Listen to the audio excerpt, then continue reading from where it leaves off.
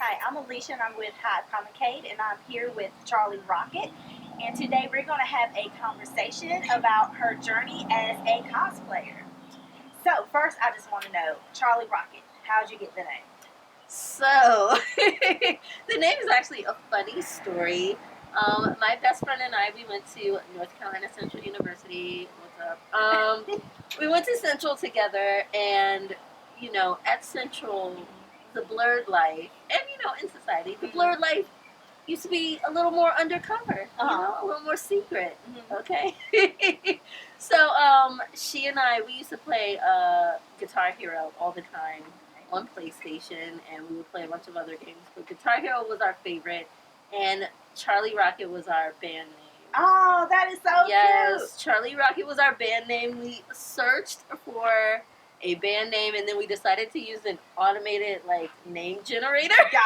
Gotcha. And we didn't like the first name. I don't remember what it was, but then the second name was Charlie Rocket, and I was on lead guitar, and she was always on bass, and every day to relieve the stress of a student, you know, we would go play as Charlie Rocket. So when I started cosplaying and I was thinking of names, you know, I was like, what should I use? And then when I thought of it, I went to her and I said, can I use our band name for my cosplay name? She was like, of course, yeah, I don't care. Oh, that's super dope. I actually really like that story. Yeah. I love it. It was a wrap. Yeah. So that's cool. I really love that. So it really has like a deep connection to you. Yeah. Close to my heart. Oh, cool. So what like started you on the cosplay journey? So I like to say I've been cosplaying my whole life. My mom used to help us make costumes for Halloween when we were younger, and we would keep our chest of costumes and play dress up and that kind of thing. But when I started actually cosplaying for real, I had realized that North Carolina had conventions the same way, like New York has Comic-Con, you know? And so I had started going for a couple of years and just peering through the windows and wondering, one day, I'll be one of these people, you know? And I had gone a few times just wearing, like, a graphic tee or something like that. I said, you know what? I'm going to cosplay this time. I'm going to do it. And you know what? Starting off, I didn't know how to sew. I didn't know how to do anything that's involved in that. Like, I'm very crafty because my mom's always been very crafty, but, like, for cosplay, it's a different level. It's not making little trinkets for your teachers. It's not that, you know. But what I decided to do, because of that and to relieve stress, I had a 2-year-old. I'm doing all this stuff, working full time. I was driving myself insane. But just as a side hobby, I was like, let me just start. Let me just dip my foot in, you know. And so I followed a bunch of cosplayers, and I just asked them a bunch of questions, and I decided to use, initially it was just my Facebook page, I decided to use my Charlie Rocket Facebook page as a page where people can go see a cosplayer start from scratch. Oh, cool. And anybody else who wanted to cosplay, I was like, let's do it together. Let's start together. If you have any questions, I will answer them, or I will find out who can answer them, and we'll get that answer together, you know? Yeah, so you like built like a little community. Right, exactly. That's really cool. I was like, I don't know what I'm doing. Do you? Let's do it all together. Right. Whatever. And so I just started there, and now here we are 7 years later. Gotcha. So what was your first cosplay? So I have a couple answers for this. Okay. Because I've been wearing costumes so long, it's hard to say. You know, it's so hard to say. My first costume I wore to a convention was Lucy from Fairy Tail. From the anime Fairy Tail. And the reason I normally don't count this as my first cosplay is because I had my sister help me for a lot of it. Like, I didn't know anything I was doing. So the costume I normally say is my first is my Gamora costume. I made everything from scratch. I did everything top to bottom. It was all me. This was before Guardians of the Galaxy came out. Actually, like a month or two before, if I remember correctly. And I wore the comic book version of Gamora, which is a lot less clothes. But I actually like the comic book design better than the movie. I did like the design better. Exactly. So that's why I did it. And also I felt like it incorporated every form of art that cosplay has. Right. And I wanted to challenge myself to at least try different things, you know? I like made the skulls myself. Mm-hmm. I had to find like chains. I had to put the fabric together, you know, I had to add detail to the design, body paint, there was a wig, there's everything. So I was like, everything's involved in this. So I'm doing this one. Not an overachiever at all. Right, Okay. right. You paint your whole body green. Right, exactly. That's fine for a first shot. Gotcha. That's awesome. So what convention did you go to when you were dressed as Blerd? Animazement. Animazement. Okay, gotcha. Animazement was the first con I was introduced to in North Carolina. Gotcha. I went every year for a very long time. Mm-hmm. Hopefully after COVID and everything, you know, I'll be back. But I love Animazement. See, I've never been to Animazement. The first convention I went to was NC Comic Con in Oak City. So, yeah. But I've heard about Animazement. I heard it's amazing. Yes. So, what are some of your favorite conventions to attend? Oh my gosh, that's such a hard question because I have so much fun at conventions as a whole. Like, small ones, big ones. They all have, like, a special place in my heart. But, first of all, I always say BlerdCon. BlerdCon, ugh, amazing. Yes. I went this year for the first time. Yeah. Because I had been hearing how great it was, and Hilton, he comes to North Carolina a lot. Yes, and so he does. Every time I've seen him, he'll be like, "Oh, you coming to BlerdCon?" I'm like, "Yeah, I'm coming." But I've never been. Right. So I was like, you know what? I'm going to BlerdCon. I'm gonna actually do it. I'm gonna actually go to Girl. BlerdCon. I went, and the crowd wasn't even as big because of COVID, and you had to be vaccinated. Exactly. But I'm telling you, it was so fun. It was so fun. So, okay. I missed these last 2 years because of the pandemic, like you said. But I've gone to 3 BlerdCons prior to that, and it just gets better every year. It's definitely a safe space. There's never any drama. Everybody's just hanging out. I feel like it's the most positive con that I've ever been to. You know, everybody's family, everybody's a friend. Yeah. You know, and I love the music. The music makes me feel like it's like a mixture between my nerdy side where I want to listen to anime intros and things like that, and then also it feels like HBCU a little bit. You know, right. It has all the songs that we're all gonna know, so everybody's having fun. It's like a cookout. It really is like a cookout for real. BlerdCon definitely top of my list, but my second favorite one is KatsuCon. Okay. KatsuCon, I apparently love these Maryland cons, you know, these DC, Maryland, Virginia cons, but KatsuCon is at the National Harbor. Okay. And it is an anime convention.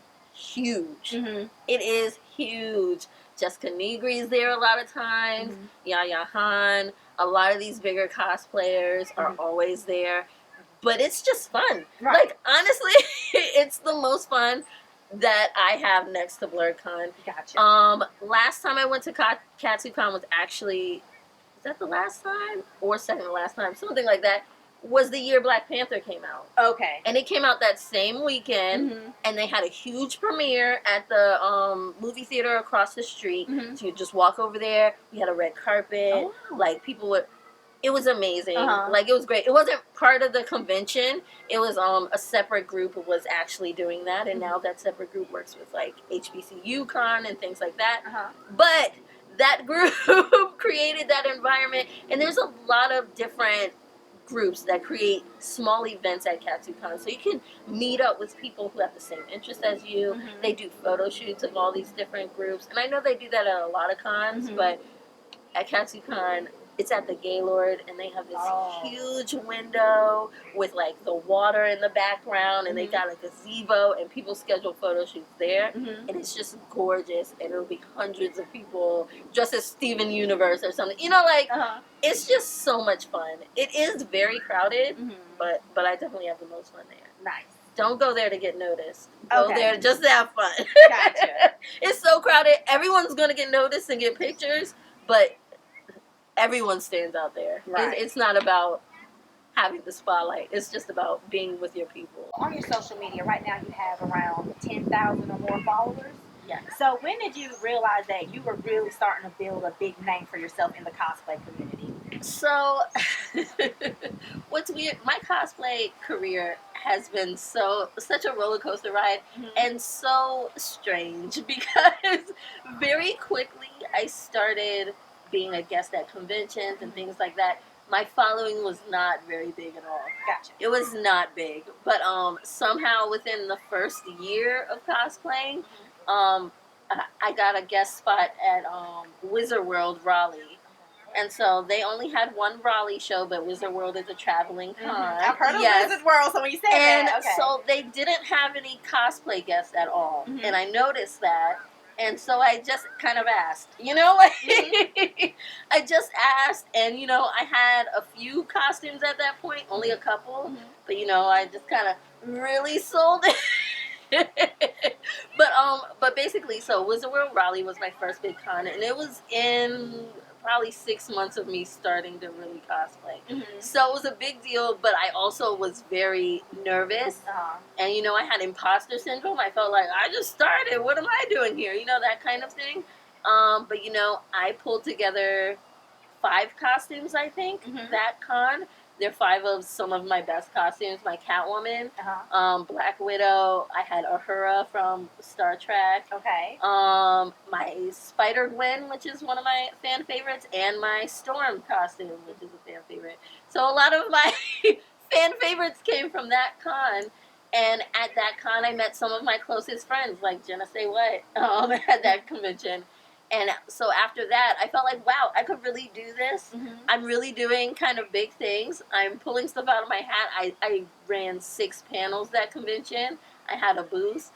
People bought photos and I signed them. And so very quickly I felt like, wow, I could do this, you know? Wow. And it wasn't about a following or anything. It was just about how much do you want it, you know? Yeah, I was about to say, that's really interesting because you just like, you just jumped in. Yeah. Yeah. Oh, yeah. Yeah. Both me. Yeah, like that's like awesome that you like had the confidence just to be like, you know, I can do it. Girl, 6 months in, I'm ready. Like, you know, there have been some people who were just been too gun shy, being like, oh, I don't have enough experience to do something like that. But that's awesome. No, I definitely felt like I didn't have enough experience. I definitely yeah, but you went. I felt like the water was above my head, but like if they believed I could be there and accepted me to be there, then I guess I should, right? Right. I guess I should. Yeah. And you know, I wasn't big on makeup back then. I didn't really know how to beat my own face. You know, I hired somebody from the Mac counter to beat my face every day. I came like a professional, you know, and I came ready. It's not about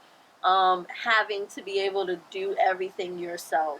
It's about what you're presenting to people, you know. I wasn't there yet in my crafting. I wasn't there yet in my makeup, hair design, none of that. But I still could present a professional look for you with the help of other people. Right. And, you know, it's not about doing everything yourself. Cosplay is about what you make it. It's about what you make it. Nice. So tell us who you're cosplaying as today.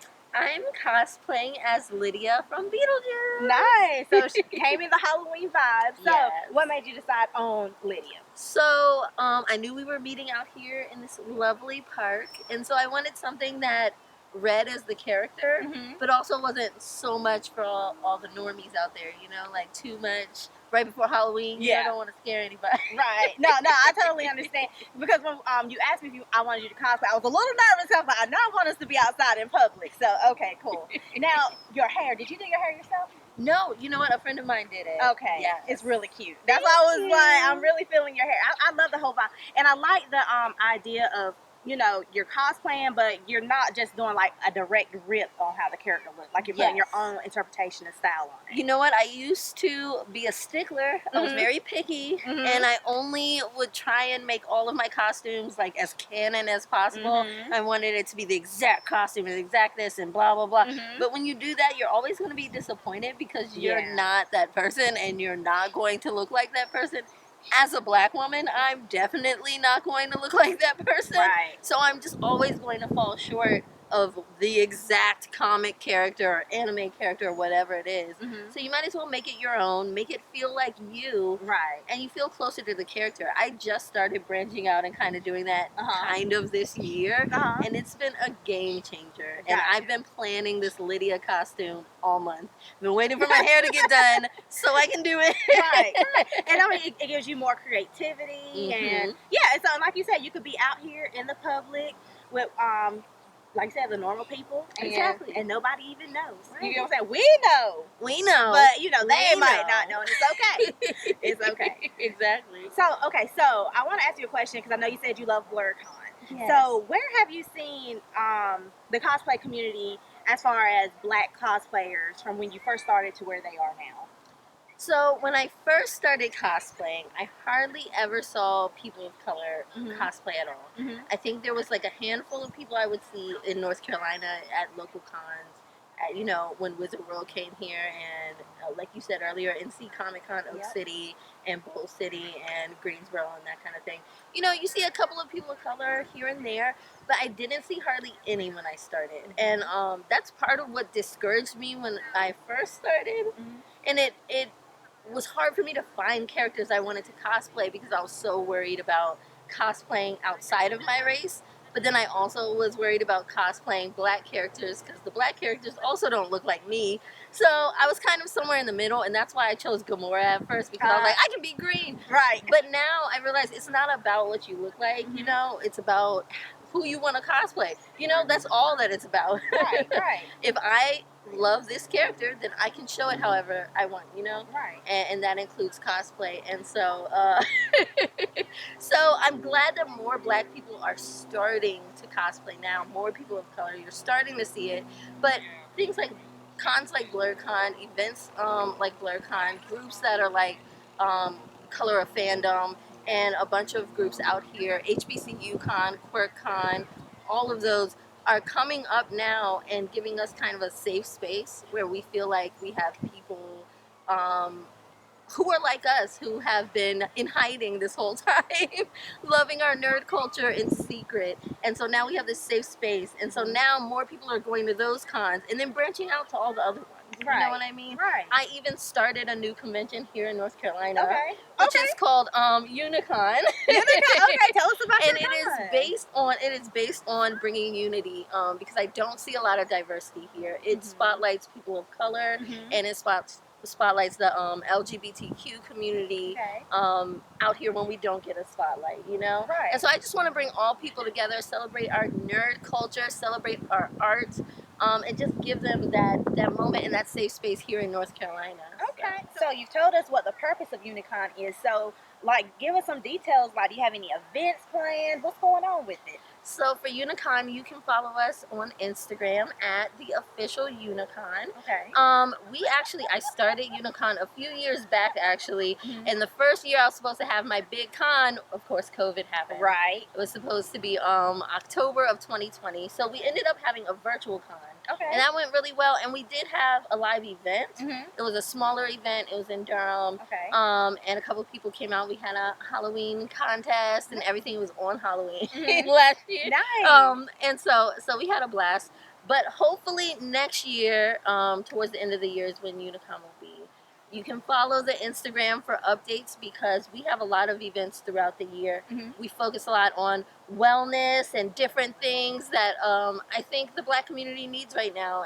And we're focused mostly in Durham. Okay. So that we can bring our people together. Nice. I'm representing Central out there. Right, So I had it in Durham.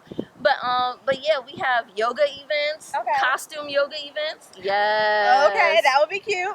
We got a lot of little events that we have around the city and around North Carolina, just to bring people together, bring Blerds together, and just have a little fun.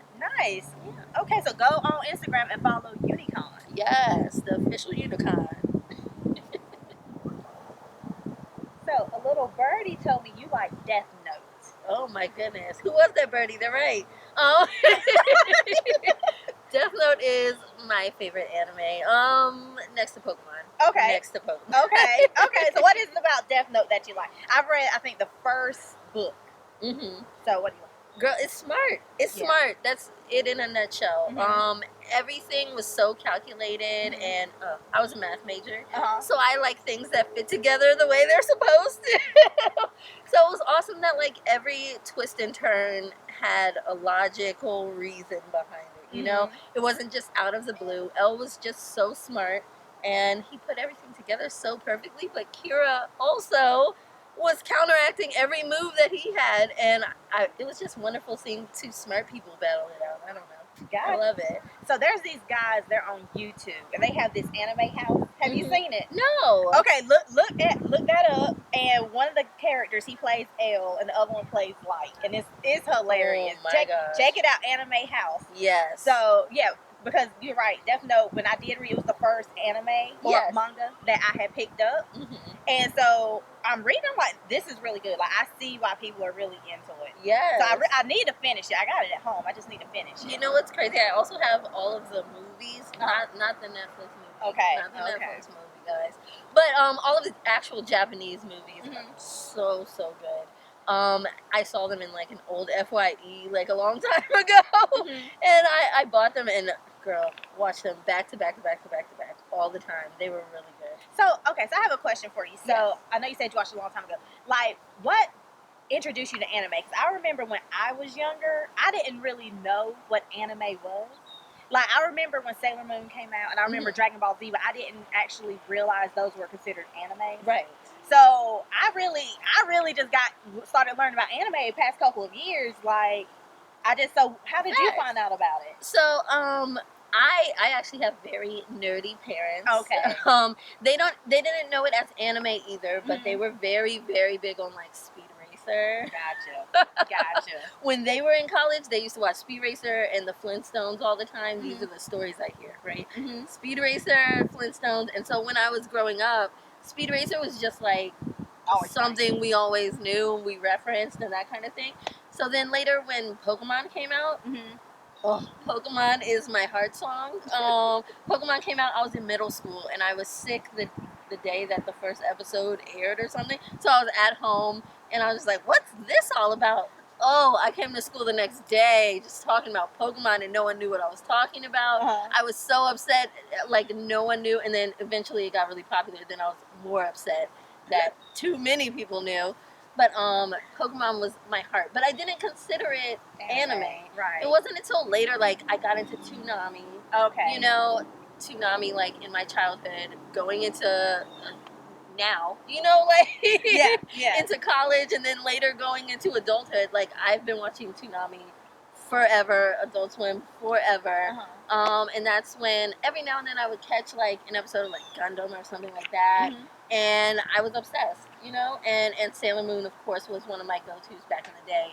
But it wasn't until college when I was watching, like, a ton of anime. My best friend introduced me to Death Note, introduced me to Naruto, introduced me to to Crunchyroll. Crunchyroll, let's just say that. She introduced me to Crunchyroll, and then it was over. So I had already had a little bit of knowledge from childhood, but it was college when I hit it big. Gotcha. Right. Now, okay, so we talked about anime. What about comics? Comics. Now, what's your favorite comic? Like, who's your favorite character? Oh, my favorite hero is SpiderMan. Oh, okay. Like, everything else is just, I love it all. Peter. Okay, Peter. Okay. Peter. She's traditional. Let me tell you, I love the Spider-Verse so much that, like, everyone's amazing. Everyone is, like, bomb.com. There's no one I dislike, I don't think. But Peter Parker it's my heart. It's my heart. I love Peter. Every Spider-Man movie. I even like Spider-Man 3. Y'all don't understand. I like Spider-Man 3. I don't care. I love an emo under, like... Yeah, but he was like... I love an emo eyeliner. I don't care. I'm going to argue that on Spider-Man 3, he was the most badass because he blew up his own best friend's face. How badass do you have to be to blow up your own best friend's face? Very. That's one. Yeah. And you know what? I stand by that. Don't make fun of me, guys. I stand by it. So are you looking forward to No Way Home? Girl. So what do you think is going to happen with No Way Home? Because I think he's going to leave the MCU. Every time I guess, it's slightly off. I definitely thought in the last one they would bring Miles Morales out because of how Miles is in the comic book and Mysterio's involvement in how the universe is kind of collided. It made me think, oh, they're going to bring Miles. And because in the first one, his uncle was in it. Yep. Aaron was in it. Yep. And they used a good actor. Yep. They got to bring you just put a good actor in a movie and then not bring him back, right? So I'm hoping with all these universes colliding that Miles slides in there. Slides into the movies. I would love to see it. I don't know. I don't know. Hopefully No, that's I'm that's down for what it. I'm down happens. for it. I love Miles. But you know what? Any Spider-Man, anything, I'm hyped. I'm hyped for all the new villains that are coming back. Doc Ock is my favorite. I'm so hyped. I'm actually. Have you seen Venom yet? Venom 2? I haven't, not yet. Okay, no. I've seen this. So I won't say anything. So, but I've seen Venom 2. I'm actually really looking forward to Morbius because I'm ready for the return of vampires. I don't know what happened, but like there was like this real boom with vampires, and then they just went away. Yeah. So I'm really excited for Morbius and Blade. Yes. Oh, Blade is about to be amazing. Yep, I'm so excited. Oh my gosh. I am a huge comic fan. I don't have a favorite like Marvel or DC, that kind of thing. But anything Spider-Man, Marvel right now can't lose movie-wise. Yeah. Like they really can't. Did you see Shang-Chi? I didn't yet. Oh my Girl, Lord. I'm so behind. Last one I saw, I did see Black Widow. Okay. Which was everything. Okay. I was super, like, I wasn't excited to see it because I don't care for Black Widow. Oh, really? I don't know. I care for her in the cartoons a lot. Okay, so I don't know if you've seen What. I don't know if you've seen What If yet. And she slayed. Let me tell you something. I watched What If. Black Widow and What If. That's how she should have. That's how she should have. Yeah, and don't get me wrong. Scarlett Johansson killed it in the MCU. Yes. But this Black Widow, like, this Black Widow was a 10 and Scarlett is like an 8. That's what I'm saying. In the cartoons, like, I used to watch Earth's Mightiest Heroes. That was one of my favorites. And she slayed in that. That's where I'm getting assassin. You know, like, I'm getting assassin. I'm getting superhero. But in the MCU, I wasn't really getting superhero. I was getting, like, sidekick. Kind of. But you know what? The Black Widow movie was amazing. I felt it in there, but I'm not feeling it when she's in a crowd. When she's in a group. Yeah. You know what I mean? Because it's like she kind of gets overshadowed by other characters. She is, however, my mom's favorite comic book hero, so I always try to give her a little shot. You know, I try to give her a shout out. Yeah, no, I love Black Widow, and one thing I want to see come out of that movie is like more Black Widow. Yes. Like when they showed the Black Widow training and then they like left, I'm like, where are all these women going? Where are they? Can I watch them, please? I have to say, like on what was it, Endgame, when they had like just the all women team up, that one little part. Yeah, I was hyped. Yeah, I got goosebumps. Pepper Potts is actually one of my favorites. Yeah, and when she has the rescue armor on and then with the wings, I was like, oh, I love it. And then you see Valkyrie, and she be riding on that like what you call it, like some type of unicorn Pegasus type thing. She's got her. I love it. I love it. When they show that shot in Thor Ragnarok, and there was Hela, and then all of them were riding down towards her. Beautiful. That was gorgeous. Beautiful. That was was like a painting. gorgeous. Yeah, it really was. I love it. Marvel can't lose. They cannot lose. Granted, I do watch every DC movie also. I enjoy everything comic book, everything Blerd. DC Blue. DC Blue, Batman Robin. Love it. Here for it. You know, DC was actually, those were my first introduction to comic books. My dad used to go out of town a lot for work and stuff because he was a pharmaceutical rep and he had to go away for training. He would come back and bring us a gift every time, and one time he brought me back a Batman comic, and he brought me back a Superman comic. And so Batman and Superman were my first comic books. And I personally think Batman has the best villains. He does. Batman definitely has the best villains. I think Spider-Man has really good villains too. Yeah, he's a close second. Yeah, and I think that's why they're like two of the top characters. Yeah, because the villains, like, you're only as strong as your villain. So where can we find you on social media? You guys can find me at the Charlie Rocket Cosplay on just about any social media platform, as well as the official Unicon on Instagram. And you can find me at HIVEComicade.com. You can find me on HIVE Comicade's Twitter and Heroic Adventurists on Tumblr. Stay heroic.